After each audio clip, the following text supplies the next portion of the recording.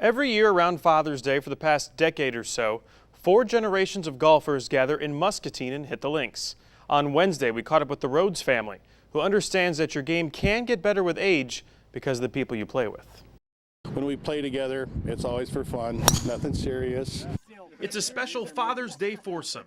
The ringleader, Dusty Rhodes, who technically lives on the outskirts of Davenport near Bluegrass. His second home, the Muscatine Municipal Golf Course. It keeps me going. I'm 86-year-old, and I don't think I'd be moving now if I didn't play golf. He says he's 86, and sometimes that could be his age and his score. I love the game of golf, and what makes golf is the people you play with. You can have fun. I'd rather have a bad day and enjoy the people, and have a good day and have one bad guy. Sometimes the best Father's Day present can be your time. Just ask Dusty's son, Gary. Dad's amazing. His whole life is about golf. And the thing about it is, every time I play with him and step on this golf course, it's just such a joy, and it's a great time to spend time together. Over the years, each father in the Rhodes family has passed his love of golf down to his son. I've been playing golf with my grandfather since I was a teenager, about my son's age actually. It's such a rare thing to see and be a part of that, you know, I want to share this with my son and my other kids because it's something that's important to me, family, enjoying the game of golf, having a good time. It's always funny when we go out with my grandfather. So my dad made me caddy for him once, and I was kind of still skeptical, but I played a little bit that time, and I actually grown to love the game. Hopefully he carries it on, and maybe we can do this in the future, you know, when he has a kid, and that would be totally awesome. So Yeah, but they didn't sponsor you either. Gary also has a twin brother that lives in Florida, so Dusty is actually getting 2 rounds of golf in with his family this week. They tell me whether I got on or not, or whether I'm short or long, or how close I am. I got a lot of eyes down here. All the guys told me all 4 of them are still looking for that elusive first hole-in-one. The things that I built here were just to prepare me for the show. On Monday night, the world will see how Matt Harris fared as a local contestant on American Ninja Warrior. There's a lot of specific skills and techniques that you need to learn before you go on the show, and you can tell who prepares themselves and who doesn't. Because there's a lot of people who are extremely gifted athletes that go onto the show, and then they'll end up falling fairly early, and it's not because they're not athletic, it's because they didn't prepare for the obstacles that are going to be put in front of them. After hanging out with Matt for a while, I learned that he was sworn to secrecy in terms of Monday's outcome, but he's clearly benefited from building his own training area in his own backyard. The salmon ladder really worried me, so like I said, that was the first obstacle I ever built. And honestly, it took me about 2 weeks to get the technique down. I work in a warehouse out in Milan, and basically my job is to lift up heavy things all day long. Matt qualified at the St. Louis location, one of 5 cities where the show is stationed. About 125 contestants qualify per city, and Matt is one of the few who made Monday's finals.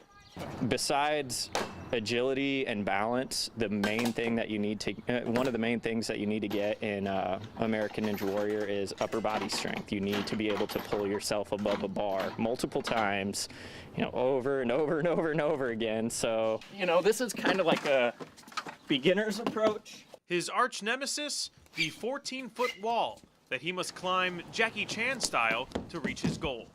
It's one of the coolest athletic events to be involved in because you're not competing against each other, you're competing against the course, and all the competitors are extremely supportive of each other. Everybody wants everybody to win, you know? It's just it's a really cool group to be a part of. Minor League Baseball has its share of quirks, but for Burlington Bees fans Tom and Jack Gray, they make their presence felt even when they are not officially umpiring a game. Basically, you know, when they get up and clean off the plate, we'll stand up and clean off our seats, you know, and we kind of mimic them more or less. When they give the count, show it around, we'll do that with our fingers. Just kind of mimic what they're doing at the time. It's also stuff that we do when we're umpiring, so we know the moves anyway. We might as well have some fun with it, and the fans seem to enjoy it. So They are both actual umpires in Iowa, but at Bees games, they go for fun and take over the gray area, the first row behind home plate. It's going to be a memory for a very long time. It's something that's very abnormal, and I love doing it, especially with my father here. Mostly I'm trying to entertain the other fans. I've been umpiring for years, youth baseball, USSSA baseball, Little League baseball. Last year my son started umpiring with me as well. We got the uniforms, and we make decent money out on the weekends. It's kind of fun. We enjoy baseball so much, we're always with it. This would be my second year doing it, and to be honest, I love it. It's good money, and I just enjoy baseball, and I'm around something that I love. So when he's not umpiring or entertaining, Jack is pitching or hitting for Burlington Notre Dame High School, where his dad is also a coach with the Nikes. That's one of the biggest joys, is to be able to spend time with my son Jack, and we come out here and work with the umpires and have some fun. At Bees games, Tom and Jack have only umpired from the stands twice. But maybe they should make the calls more often, because on both occasions, the Bees scored walk-off wins.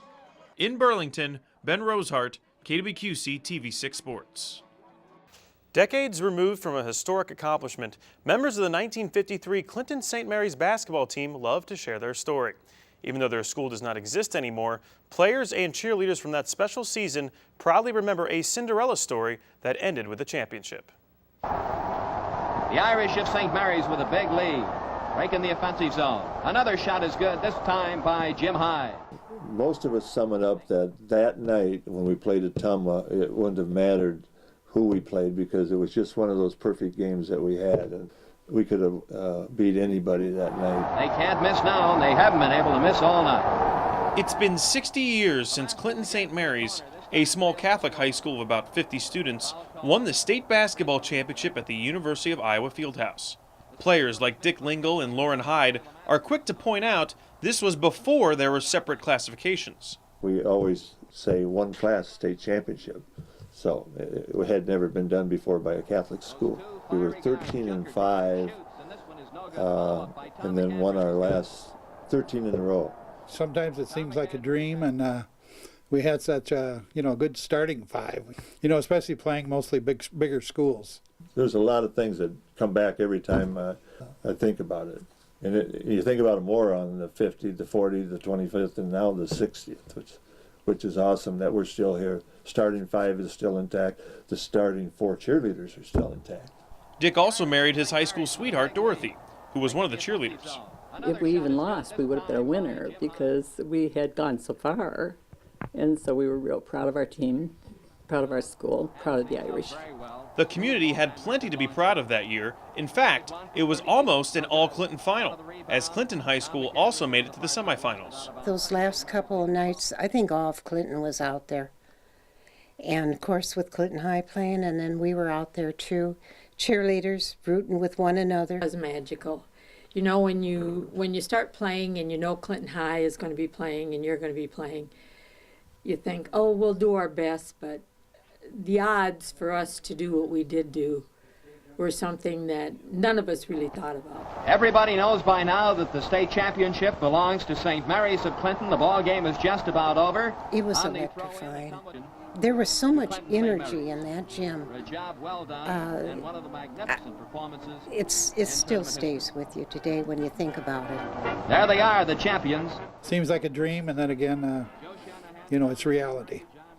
Especially, 60 years ago. The Catholic high schools in Clinton were later consolidated, and today their spirit lives on in what we know as Prince of Peace. The 1953 Clinton St. Mary's team will be honored Friday during halftime of the boys' game between Prince of Peace and Lisbon. We plan to have a camera crew on hand as part of the Highlight Zone.